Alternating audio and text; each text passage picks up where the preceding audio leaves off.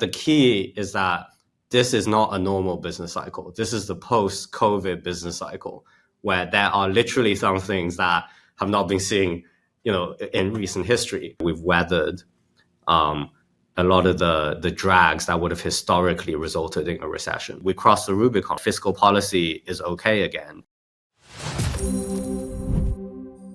Third quarter earnings season rolls on. I'm your host, Andrew Brill. We'll talk about where the economy is headed and the possibility of a recession coming up right now. And if you need help being financially resilient, head over to wealthion.com/free for a free, no obligation portfolio review.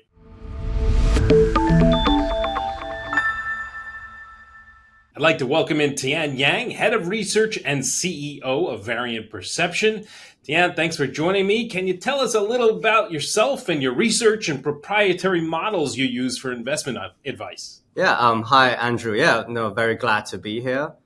So what we do at Variant Perception is that we try to simplify down macro and the capital cycle. So we take lots of different factors like growth, inflation, policy, liquidity, the things that kind of should matter for investing, but try and abstract it down to actionable tools to generate portfolios. So I think in terms of how to categorize us, I would say we're kind of more top down than bottom up, and a lot more data and quantitatively driven than, finger in the air insights. So that's probably how I would frame ourselves. I appreciate it. I read a bunch of your reports, and I appreciate you because I know this is all very technical, and I appreciate you dumbing it down for people like me that can ingest it and read it and understand it a little bit.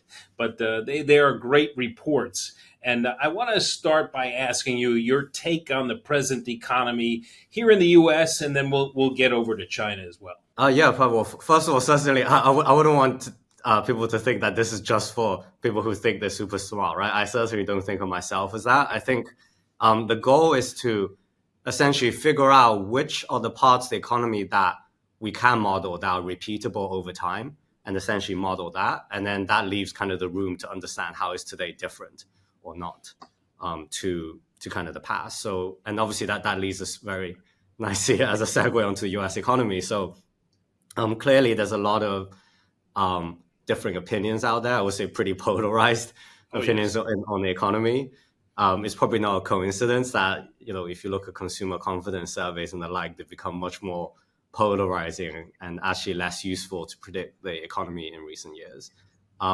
So I think if this was a bog standard business cycle, there would be a lot of things that are concerning about the US economy, right? In terms of some of the labor market statistics and things like that. But the key is that this is not a normal business cycle. This is the post-COVID business cycle where there are literally some things that have not been seen, in recent history, from the very large fiscal deficits, the large control the government has, the prevalence of industrial policy, and right the way through to the fact that, asset prices have held up very well. The wealth effect's been very strong this cycle. So, and the fact that even though the Fed hiked interest rates a lot, which historically has been very, very worrying, US mortgage rates have stayed low, right? Because lots of people locked in their mortgages, household debt service ratios have not gone up. So you've kind of had a lot of headwinds that's buffeted the economy over the last kind of, 18, 24 months. But essentially none of them have synced up to drag the economy into a recession. And now that the Fed is cutting rates and things are normalizing a bit, once the US election is done and the uncertainty is removed, actually, I think the economy is actually going to be okay. So, as far as we can see, we think the economy is kind of just growing a little bit below trend, but still positive growth. But most importantly, all the policymakers are very focused on the economy and they're very ready to step in, which kind of helps to cut off the left tail a little bit. So in your article, you talk about Schrödinger's, and I don't know if I'm pronouncing that right, recession. Can you explain to us what exactly that is and where we are with that? Oh, yeah. So this is the very famous Schrödinger's cat experiment, right? Where he essentially says, you have a box, you put the cat with some poison inside the box. Before you open the box, is the cat dead or alive? Well, it's both simultaneously, right? Until you open the box and you find out. And I think that's been a very nice analogy for for this post-COVID economy we've been going through, where we've had, various signs, right? There's been jumps in layoffs, right?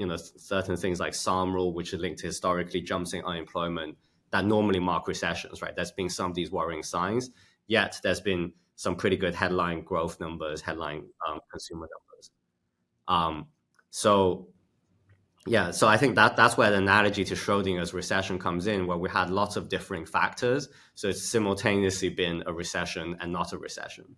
And I think what's been happening year to date so far is that, broadly speaking, a lot of the leading indicators in the economy have been stabilizing and recovering. There's obviously a bit of noise. This is a pretty consequential U.S. election that's distorting some of the data. But broadly speaking, we're kind of saying if you lift the box now, it does look like we've weathered a lot of the drags that would have historically resulted in a recession. But due to the fiscal, due to the government intervention, due to the fiscal policies, due to the better household balance sheets, all the deleveraging post-COVID, they have helped to kind of hold things up this time around. So when you lift the box, it looks like no recession. So Tian, if we're averting a recession, obviously the economy, as you say, is growing but slower. What's keeping us from entering a recession? If that's possible, actually. Yeah, so obviously there's some pretty credible people talking about how the Fed's already behind the curve, right? It doesn't matter if they cut too late. So I think it's worth thinking about recessions as kind of a phase shift rather than like a smooth process, right? I think that the analogy is kind of like you boil water and boil it, and then it's that moment it turns to steam. That's kind of the phase shift when you go into a recession. So if you look historically, it's not like growth goes from 2% to 1% to 0 to -1 and it's smooth, right? It's kind of a jump. And so the only situations in which these kind of jumpy feedback loop phase shift recessions happen is when everything aligns. So it's not just so much that growth is slowing, because growth slows and accelerates all the time. The key is that a lot of these feedback loop mechanisms are in place. So for example, if say the Fed was going to hike interest rates and credit spreads widen, then clearly businesses will have to pay more to borrow. And so if they start to struggle, they will lay off workers. If they lay off workers, their incomes go down, then consumption goes down. So more businesses' revenue get hurt, and that feedback loop kicks in. And then that's very hard for policymakers to stop. And that's what the recession is, right? It's kind of these feedback loops that accelerate and you get the phase shift. The difference this time around is that only really the start of 2023 met those kind of initial signs of a phase shift, which after kind of Silicon Valley Bank, the Fed actually managed to step in and bail everything out, and they actually stabilized a bit and growth held up. And I think since then, none of these historically needed kind of sequences are actually in place today. So we're pretty much out of sync, right? We had the housing stress last year, right? In terms of transactions, certainly manufacturing was in recession last year. It's kind of coming, it's kind of stabilizing now. Obviously, there's some concerns around election uncertainty, but if you just look at delivery times, they're kind of picking up. Again, U.S. consumer, right? It's been fine. It's not doing amazing. People are clearly concerned about personal finances. Inflation and price levels clearly do matter. But in aggregate, the data's held up because it's been a pretty bifurcated consumer. The bottom 1/3 are struggling. Price levels, credit card debt stress, that really is a problem. But the top third have been doing pretty well. All their asset prices are up, house prices are up, right? They're selling low mortgages. The biggest companies done well. They locked in issue debt when it was much cheaper. So we haven't really had that feedback loop, that kind of, incomes falling, leading to more layoffs, right? That's kind of what's been missing. So in that sense, that's kind of what you would expect to see. And obviously we don't have a crystal ball. We can't see exactly what's going to happen in the future. But right now, it doesn't seem that obvious. We're going to get kind of big income shocks that will lead to more mass layoffs that lead to more income shocks, right? Plus, as I said, when the government deficit is running 6-7% of GDP, and there's a lot of politically driven needs to spend money, right? Whether it's on entitlement, but also industrial policy, in the name of national security. That's a lot of spending to come. And that also, again, helps prop up the private sector balance sheets and stop, or at least ameliorate the worst risks of like these income layoff recession shocks. It's interesting you said that the lower third of the income distribution they're struggling a little bit. And it would seem that, with GDP is obviously what people are spending money on. If those people can't spend money, the bottom third, are we relying on the top third or half to spend more money? And should we be addressing, and is that what the Fed did when they lowered rates, is try and address the lower third, trying to bring them back up to a point where they can contribute more to GDP also? Yeah, I guess the answer is probably yes or no. Yes and no. But I think the short version is that in general, the bottom third obviously going to have more of their income spent on necessary goods, necessity staples. So the bottom third actually matter for inflation quite a lot. But obviously the top third tends to make the big budget purchases, a lot of discretionary, especially a lot of service, travel, and so forth, right? That's kind of the typical pattern. So it kind of matters more for kind of the discretionary components. And against that, you have a pretty extreme shift post-COVID, where you initially have a lot of spending on goods when we're all, sat at home surfing the internet, going on Amazon. And obviously since then, there's been a huge shift towards service spending, and that's what's been rock solid. And obviously service spending and the service sector does employ a lot of jobs along with the government, right? And that's also holding up the labor market. So in that sense, that's actually been the underlying trend. Obviously, when the Fed acts, there's generally a lag from when they change policy to when it feeds through.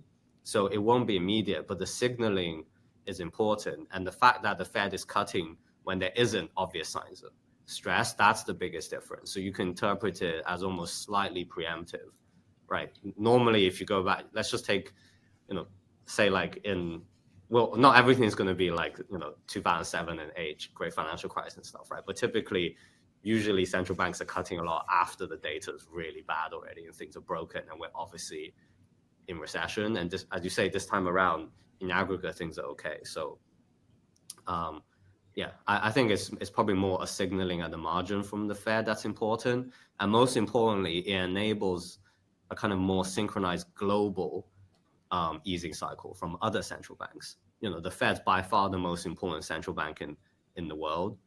And when the Fed cuts, it allows everyone else to cut, right? So it's not necessarily a coincidence that China also ease afterwards, right? And the ECB is cutting rates and everyone suddenly has a lot more scope to cut rates because the Fed's cutting. So I think it's probably more of these global impacts and the signaling that's going to be more important. So if we go back to the analogy used of the boiling water, they didn't really wait for it to turn to steam before they threw the pasta in. They did that a little bit before to try and eliminate the turning to steam. Yeah, absolutely. Like I say, if you go on just like go on Twitter or X now and you look on social media, there's a lot of vitriol and hate directed at central bankers. Oh yes. But some of that might be valid, some might not be. I mean, personally, I think Jerome Powell has shown himself to be an extremely pragmatic, real world person, right? He's not beholden to some dogma on how the economy should or shouldn't work, right?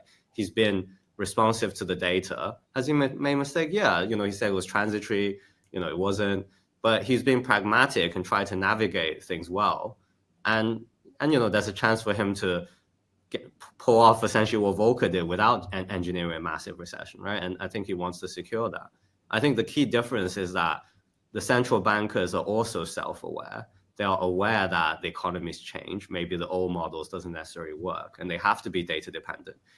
That's being thrown in their face as if, they're supposed to be these omnipotent people with a crystal ball, right? But, they're just regular people and they try and do their best, right? And I think Jerome Powell's actually done a very good job, in my opinion, in navigating through the last few years. If you had someone really ideological who's like, right, this is the Phillips curve, we have to have 10% unemployment to get inflation down 10 points, then maybe that would have been different. I think that, if models obviously change, and for someone like you have to model things and use more data and stuff like that. So if the Fed just decided, we're just going to rely on the old models, there's going to be a big problem. Times change and things change. Obviously, COVID changed a lot of things, so those models would have to change. But yeah, I mean, that's such a great point, right? So for example, we build lots of lead indicators for growth, inflation, policy for most of the top 30 economies. And we have various causal discovery processes. So it's like, the machine tries to figure out how inputs are changing. And you see it very clearly, especially in the US. As for example, in recent years in the US, services, new orders become like is a new input that's suddenly very important. And it's kind of intuitive if you look at the shift towards good, towards good spending initially and then services afterwards. And then, it's telling you things like consumer confidence is no longer predictive, right? Because again, we're a lot more polarized, right? Republican, Democrats going to report consumer confidence according to their political leaning. So so you see it in real time how the models are shifting and the inputs are changing. And and that's in a way it makes me feel better that someone like Powell talks about being data dependent. It's a good thing, right? Yeah, I mean, data dependent. In your article, you have the U.S. probability graph of a recession, and for the first time in the last month, it's actually dropped below 50%. So that's a really nice graph that maybe we're not going to have a recession. But in your estimation, have we embarked on this soft landing that everybody's been talking about? So the way we think about the economy, like I said. When we start to think about the economy, you have all these very nice quadrant graphs, right? Oh, the growth is accelerating and now we're slowing down. Then we have recession recovery. Again, that's true 80% of the time, right? Most of the time, the economy is a smooth wave shape and there's cycles. But then there's that jump process we talked about. That's a recession. So in that sense, the way we try and model things is we have these smooth cycle lead indicators, and those actually basically started bottoming out in August of last year already and started turning up. But you also have this 1-0 risk warning indicator. And as you say, that's just been, 50 and very volatile jumping, which tells you about how weird the environment it's been. And now that they're broadly starting to align, it does look like it'll be the quote unquote soft landing. But the key is not so much whether it's a soft landing. The key is, will that impact asset prices?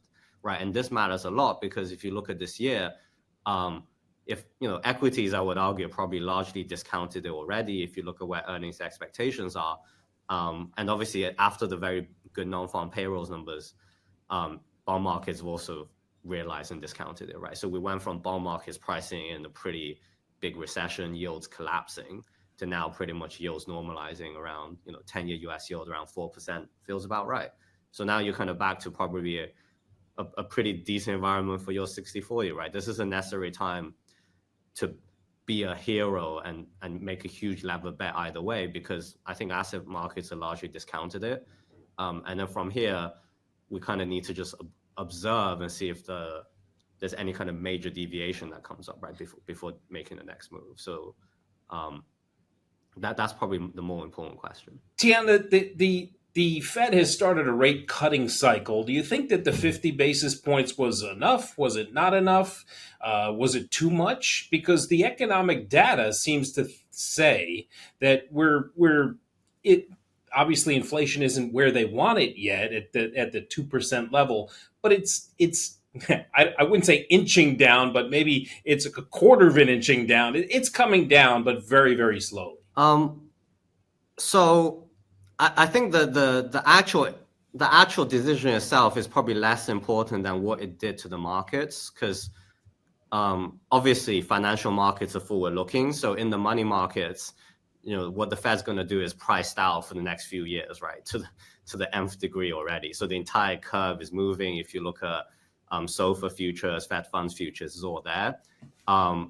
And what the impact, and because obviously they surprised, the impact was they really, I think, caused quite a big stop out in the money markets and a quite a big shift where there was a bit of probably panic that what does the Fed know that the market didn't? So you had a very, very extreme move in discounting where, the market thought the Fed was going to cut to like 3%, like in 3.5% by the middle of 25. So like going super fast, right? So that initial decision might have scared people a bit, that people thought the Fed knew something and that they would have to cut super fast like they would in a recession. And obviously, as you say, since then, the data's been fine.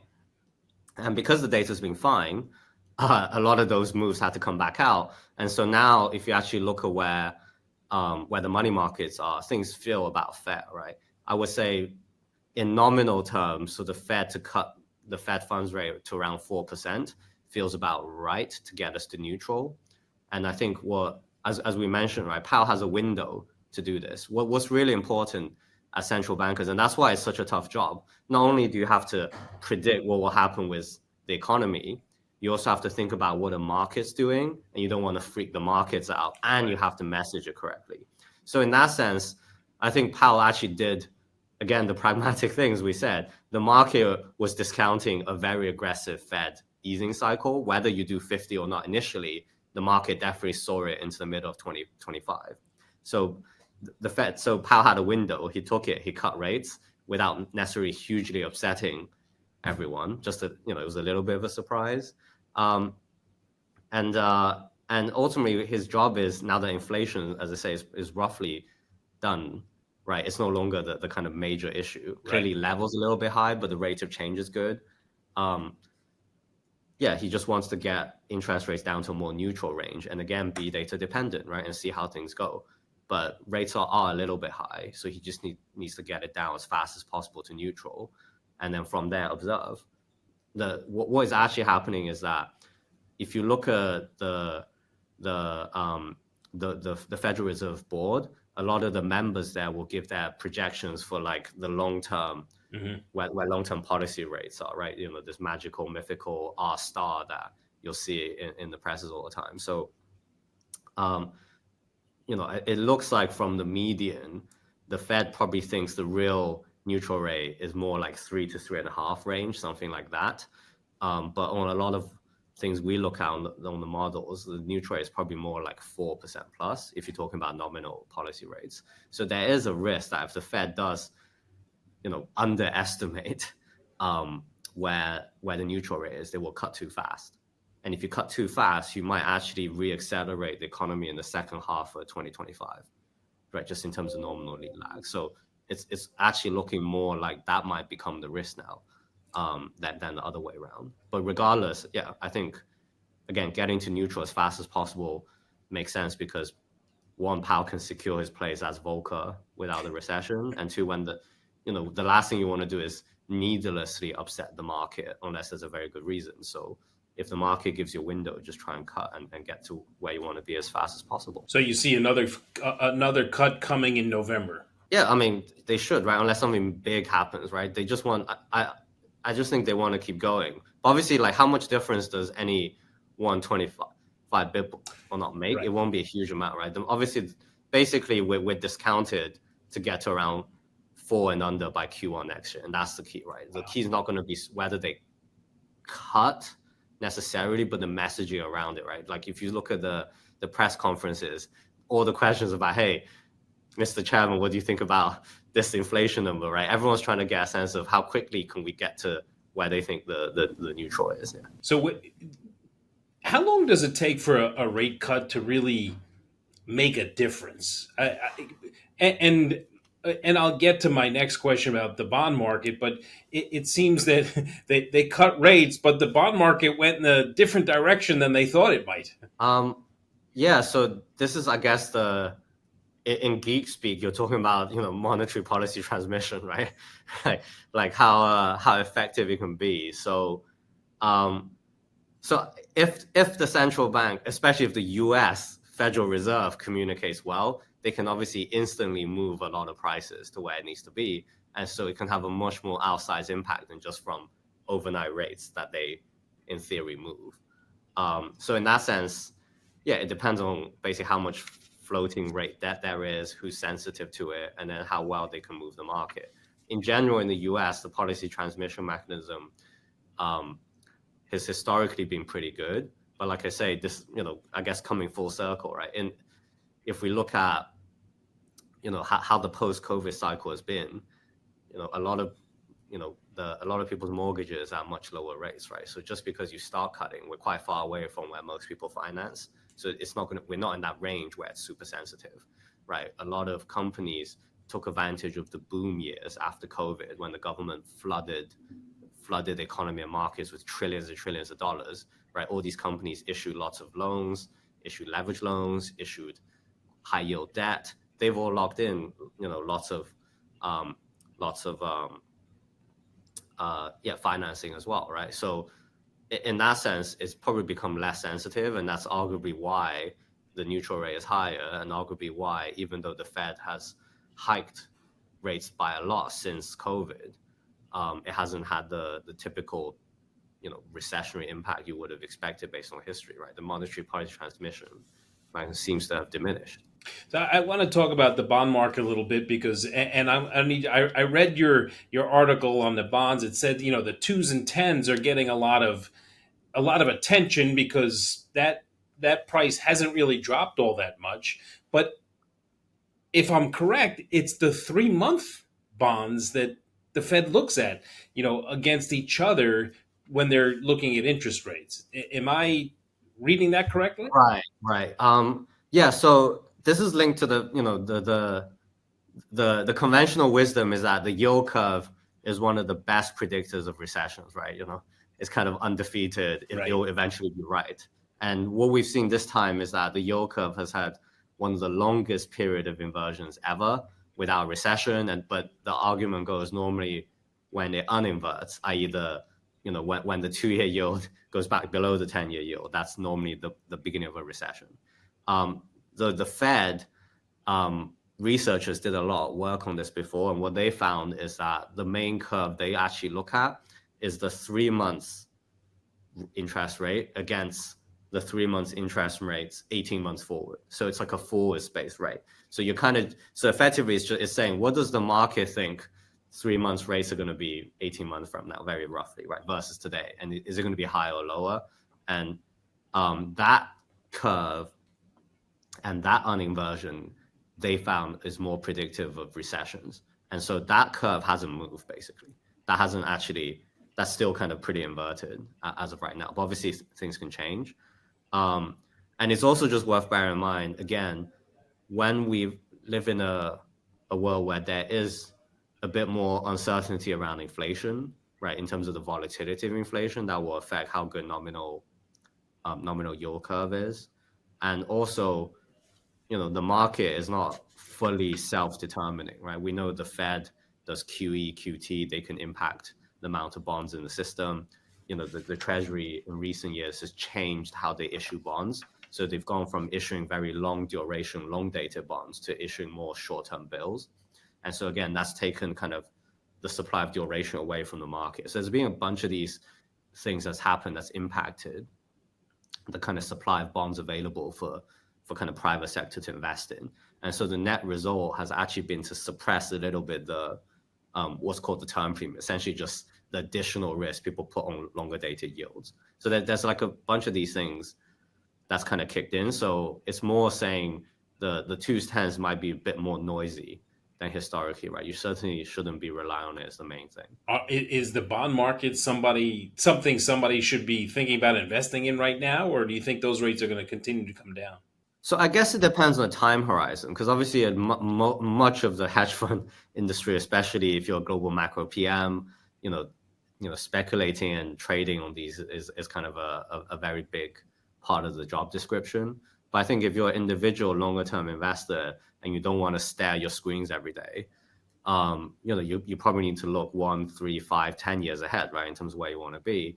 And I think that's where the problem kicks in, because we know another big legacy of COVID is that, we crossed the Rubicon, right? Fiscal policy is okay again. And it's very easy for governments to turn back to it when there's a emergency, right? So, I think the analogy is very similar to the Fed Treasury Accord that started in 1942, where again, the emergency was to fight the Nazis. So that's when the central bank has to step in, help finance government debt. The government issues a lot of debt to do all the things they need to do. and in the name of a very important moral cause, right?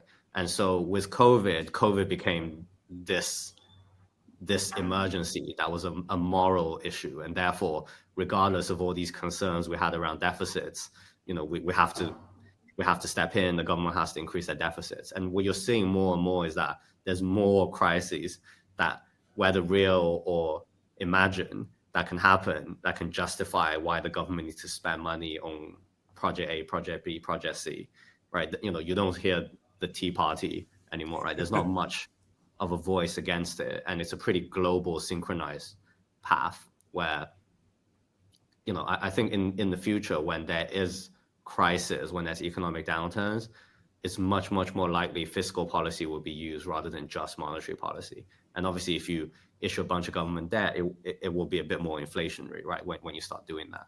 So I think that's like a pretty big regime change that does make nominal bonds pretty unattractive. So, there's a reason gold's doing well, right? There's a reason you need real assets in your portfolio. If you need fixed income, you can look at mortgage-backed security, especially agency mortgage-backed securities, right? You don't have credit risk, same credit as a government. You get a bit of a pickup. Looking at tips, right? So you're protected in terms of get some inflation protection. So I would say, yeah, like for most investors, practically, if you're not close to retirement, you need to lock in certain things, right? If you're not buying annuities and stuff, I do think the world we're going to, it's hard to see how governments don't want to spend money. It's funny, right? And obviously we'll talk about China, but it's kind of like, obviously China's a big thing, especially since she's come to power. And before, the thinking was, oh, China's joined the WTO, the US and China will converge. But in everyone's mind, the convergence is Chinese policy will converge all the way with the US and we'll have this system. Instead, if you look at in the real world, the convergence actually happened a little bit this way, right? US is also doing industrial policy, right? US is also intervening a lot more into economies, right? The US is directing more where credit goes. Those are like more Chinese style of managing the economy than not, and that's the convergence we're seeing. So we went to them; they didn't come to us. Well, it's probably a little bit of both. It just probably right. wasn't China They converging. met in the middle, I guess. Yeah. I was reading an article, Tian, that said that our dollar buys more groceries now than it did in 2019. Did wages go up that high to meet prices? Because when I go to the grocery store, that's not what I'm feeling. Really? Yeah, I'm surprised. I mean, I guess it depends on I don't know, right? That doesn't sound right to me, but maybe you change your basket. Maybe instead of your fancy luxury branded soap, you just bought the most basic, and that ends up being the same. Because obviously, price level is the price level, right? Inflation is a rate of change. The price level jumped, that hasn't come back, and wage growth has been somewhat uneven depending on what sector you're in. So again, this might be a bifurcated consumer composition impact, I suspect. Right. Yeah, I'm quite surprised by that. Yeah. So let's talk about China a little bit. I know that you're skeptical about the stimulus, but what is happening with the Chinese economy, and how is that affecting the global economy? Well, yeah, I mean, I think the framing when it all kicked off on that Tuesday morning was, I think this is a tradable bazooka, and tradable means next 1 to 3 months. So regardless of what you think on China, if you can be flexible, there's money to be made by buying it, right? So I framed it as it's a tradable bazooka, but not a real economic bazooka, in the sense that economic bazooka is where China would need to really address a lot of their structural economic problems quickly. And if you address it quickly, then it's not a case of where the Chinese equity is going to be up 50%. Right? If you address the economic issues, then you want to buy Chinese equities because it's going to be up 300%. That's the difference. So I don't think we're there. I think for Western investors, you don't have to invest in China, right? There's other things to do. So the one option is, and it could be the right answer, just, whatever. It is what it is. I don't need to participate. If you want to participate, I think the thing to realize is, I think the Chinese way of thinking and doing things are a little bit different. Western policymaker bazooka literally means bazooka. Like you're gonna know what we're gonna do now. It's gonna be upfront. You'll know the size, the amount, the impact. The market will discount it, and we're away. I think in the Chinese kind of MO, the way, the phrase is typically like crossing the river by feeling out the stones. So decisions made, we try things for a bit, we see how it goes, we do things a little bit more, things go through some committees and this gets signed off and we do more. Like you do kind of eventually get there, but it probably isn't as, flash bang wallop exciting that, yes, this is resolved now. And I think that's one of the probably gaps in what's going to drive a lot of the volatility. But obviously the structural problem is extremely well known, right? At this point, we're like 3 years into this. So it's not like anyone is not aware of China and the problems. But I do think, the analogy is probably somewhat similar to when they ended zero COVID, that clearly the pain point was there, had been hit for the authorities in terms of local government, finances, in terms of the economic stress and, unemployment, youth unemployment, things that matter socially, right? So I think because those pain points were hit, again, like any government, it's very reasonable for them to want to do something about it, right? And that will clearly be beneficial for shifting the narrative, stabilizing the economy. Obviously, there's a lot of policies to try and boost equity prices, like directly, facilities for people to borrow money to buy equities is pretty direct. So in that sense, I think it's pretty tradable. But I don't think this spells the major change in how China wants to operate and how it sees itself in the world, right? Like, the phrase like capitalism with Chinese characteristics, right? There's a different order of priority, I would say. It's not just about profit maximization and growth maximization, right? Like there's a lot more concerns around national security, food security, energy security. If you look at how many solar panels China's building, right? They want to reduce their dependence on importing oil that comes from the Strait of Hormuz that, if an adversary wants to cut you off, you just cut off, right? There's tons of more, I guess, real world geopolitical things that I think they deem as important. And that obviously takes slightly higher priority than the economy. So it's like a balancing act. Do you think the stimulus that they had announced was enough? I mean, if they're crossing the river stone by stone, as you said, it seems like, well, maybe we'll move slowly and try and move this along. But China's economy has been not so great for a while. Does it need a bazooka, like you say, to get it moving? Yeah, I think they've pretty much done all they can on the monetary policy side, and that's not going to be enough, right? So everyone's obsessed with fiscal policy. I think order magnitude wise, yeah, you need, I mean, the numbers bandied around are like, 2 trillion, 3 trillion, 5 trillion RMB. So to give you an order magnitude, that's around, 3 to 5% of GDP worth.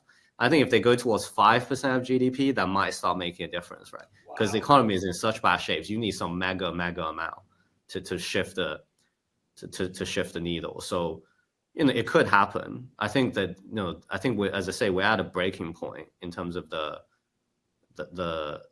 well, not breaking, but the pain point, right? That the authorities want to react, but it's going to take a lot, and I don't think there's a long-term change of direction. So that's why it's more just, it's almost a bit like, obviously, we have to talk to a lot of clients about this, and then obviously I have a lot of friends, and obviously a lot of people care, and it's kind of like, in your system, how important is the market, right? You should ask that, like, is the market as a allocation mechanism, how much do you respect the price? If you truly let market prices allocate everything, then you truly believe in the power of the invisible hand and for the efficiency. I think in China, the market is just viewed as one tool in the tool belt. Right. So when the economy is not doing so well, they need some stuff, then you can maybe go to the private sector, go to the market mechanism a bit more. And then when you don't need it, you probably don't need it as much. And I think that's probably the biggest mindset difference that we'll have to see if it shifts. But yeah, if it doesn't, it's hard to be too structurally bullish. But for a trade, and in terms of how much everyone hates it, yeah, I mean, there's no reason why we wouldn't rally, to year end, beginning of next year, right? Even. Yeah, because when they announced the first round of stimulus, their market shot up 20% pretty quickly, and then came right back down when it was announced, well, there is no more stimulus. Now they're talking about more stimulus, and it might be, could it be a time to sink some money into Chinese equities, let it ride up, and then pull it back out again? Yeah, like I said, I think from an allocation point of view, allocation means you buy, and then you don't have to stare at your screen every day, right? It's not like, So if you happen to go on holiday, you miss it, suddenly it's back down 20%. That's not really what you want. So I think from an allocation point of view, I would be pretty skeptical right now. But obviously from a trading point of view, yeah, I think there's going to be a drip of more announcements to come. The difference now versus I think any time in the last 3 years is it feels like people want to believe. There's this interesting situation we're in where there's always something for the bulls and the bears, right? Those are, when the policymakers will pull their off, right? The people who are optimistic, they point at these things. Oh yeah, this is, you see what I told you, this coming. And then the people who are bearish are like, see this, they didn't do this. I told you this is going to go bad. And they seem to be doing a good job of giving a little bit to both and just keeping it going. So yeah, that's why I think overall, I think the direction of travel is more fiscal coming. It's probably not as much as the market wants. It's probably not the all-in consumer stimulus they want, but I think it can boost asset prices for a while, yeah. So is it in your research, is there a particular sector or region that you find most attractive for investments? Yeah, so the way we do it is we essentially try to stack all the kind of most important models we have for the macroeconomy, for longer-term industrial capital cycles, and different models for crowding and positioning, right? So in that sense, we try and marry it all together into kind of an engine that we can spit out weights on. Obviously, for the context of this particular call, I think, I think the key is to not necessarily take massive 1-0 binary risks and to try and unnecessarily be a hero, right? The key is to protect capital and compound it slowly over time. So the version of the engine we have for that recommends, pretty much right now, if your benchmark is, say, 60-40 equity bonds, stick to benchmark. Within sector tilts, is tilted more towards like communication services, staple, and a little bit discretionary. And the underweights are more heavily concentrated in kind of like financials and healthcare and a little bit industrials, right? So you can see it's not necessarily full on risk on, risk off, or full on cyclical or defensive. It's more trying to look for a bit of relative value and a bit of relative allocation right now to give you a little bit extra performance. So that's more the kind of tilt in the model right now. So what's your feeling on gold? Gold is reaching new highs, and commodities. Obviously, our government here in the U.S. is not going to stop spending money, so gold could be a decent bet against some stuff. But what about commodities as well? They've been suffering for a good portion of time. Is it time to start thinking about commodities again? Yeah, so I think gold is just, you should have some gold, just like a core allocation, right? It's like a clean, real asset that should cover us for the risks around fiscal profligacy and more of those things we talked about, right? Gold's kind of your defensive asset if government bonds don't work anymore, right, in future downturns. So that's why gold, I think, is relevant structurally, and that's a core holding. On commodities, I think it depends. You probably have to be a bit more granular than just buying the commodity ETF, because I do think, as I mentioned, right, on things like China, it's not super clear that oil demand is going to surge a lot, even with China stimulus, because they're trying to wean themselves off oil a little bit. At the same time, obviously, there's a lot of supply coming on board. OPEC is struggling a little bit to keep the quotas together, right? So you don't have a very good outlook on demand supply. Yes, the US does need to refill its strategic reserves, but why would US not? What if Trump wins? MBS in Saudi Arabia goes, oh, okay, I want to maintain market share, and then oil prices crash, and then Trump fills up the SPR, goes down. Well, the best oil traders ever, where you drew it down and bought it back, right? It could happen. So yeah, I think oil is pretty tricky. I wouldn't think that's very interesting. If there's things that are strategically important and in limited supply, things like copper, rare earths, things linked to the renewable transition, cobalt, lithium, all these things, I think those are potentially more interesting depending on, the kind of producers that you can find, right? So I'm not that interested in iron or oil because that's a pure China play. And as I say, I'm skeptical China's really going to go back to the same old real estate infrastructure-led kind of boost the growth. But certainly for gold and some of these other things that are more geopolitically important, yeah, I think there's good opportunity there. Well, Tian, thanks so much for joining me. I really appreciate it, and the great insights. And I love to read your stuff. I think it's great. Where can we find you, either on social media or your research? Variantperception.com, right? And you can find us from there. Obviously, we're on Twitter. We're probably not as active on Twitter as some other people, but we try and put out a few charts a day. Keep it focused on the data. Don't get too involved in some of the personal the personal elements on Twitter. So yeah, variantperception.com. You keep it professional, is what you're trying to say. I don't think I'm smart-witted enough to win those Twitter fights. Yeah, I don't think anybody wins when people get into those Twitter wars. But thank you so much again for joining me. I really appreciate it. Thanks for having me. Thanks so much for watching our discussion here on Wealthion with Tian Yang. He certainly has opinions on markets and the facts to back them up. If you need more facts and help being financially resilient, head over to wealthion.com/free for a free, no obligation portfolio review. And of course, if you could like and subscribe to the channel, we would greatly appreciate it. Don't forget to turn on notifications so you know when we post new videos to the channel. And please do the social media thing with us. All the links are right below in the description. And if you like this content and are looking for more ways to achieve long-term wealth, watch this video next. Thanks again for watching. Until next time, stay informed, be empowered, and may your investments flourish.